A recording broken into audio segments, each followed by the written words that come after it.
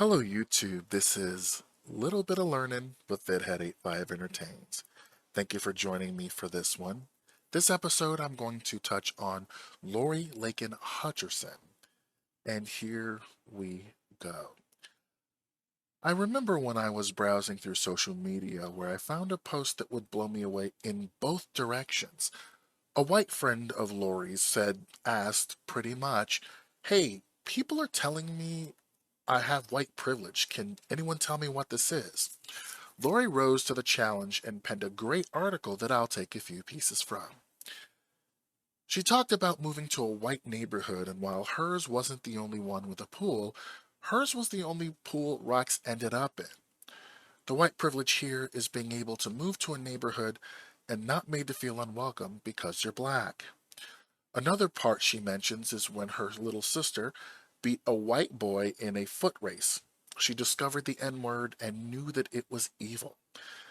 The white privilege here is that if you've never had a defining moment in your childhood or your life where you recognize your skin color alone makes other people hate you, you have white privilege. When she got into Harvard, she was told that she was accepted solely on being black, though she worked her ass off.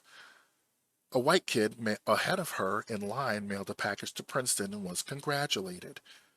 While when she mailed her package to Harvard, the postal worker asked, "The one in Massachusetts?" If no one's ever questioned your intellectual capabilities or attendance at an elite institution based on your skin color, you have white privilege. Lastly, she went on to talk about her first date with her now husband. She got into his car and saw baby wipes on the passenger side floor.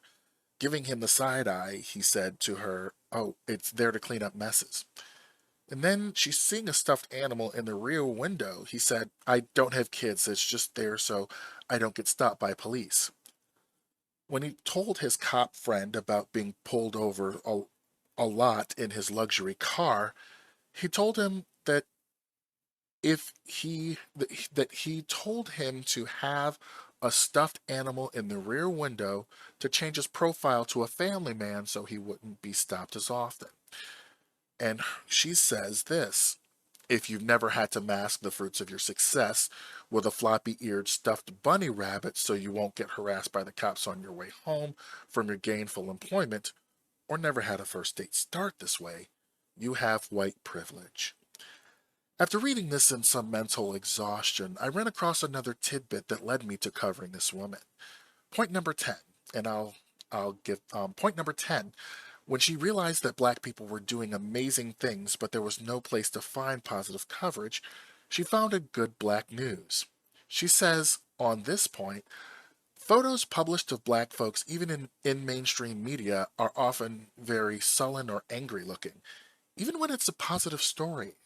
I also have to alter headlines to, one, include a person's name and not just have it "Black Man Wins Settlement" or "Carnegie Hall Gets First Black Board Member," or rephrase it with a from a subtle subjugator like "ABC taps Viola Davis as lead" to "Viola Davis lands lead on ABC show." The point here is if you've never had to rewrite stories or headlines or swap photos while being trolled by a racist while all you're trying to do on a daily basis is promote positivity and share stories of hope and achievement and justice, you have white privilege. Wow. That made me look at headlines and want to write more good black news.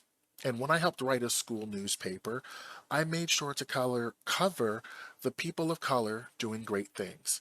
I applaud Lori Lakin Hutcherson, who, like Carter G. Woodson, created a space for good black news to have a spotlight in the vast noise of denigration and negativity.